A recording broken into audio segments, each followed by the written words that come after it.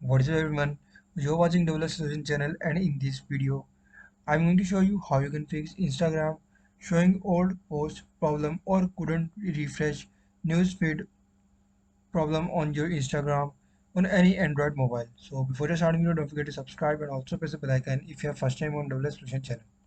So to fix Instagram not showing old post problem, simply first of all just go to Instagram and just follow every single step as I'm showing you in this video to fix this problem.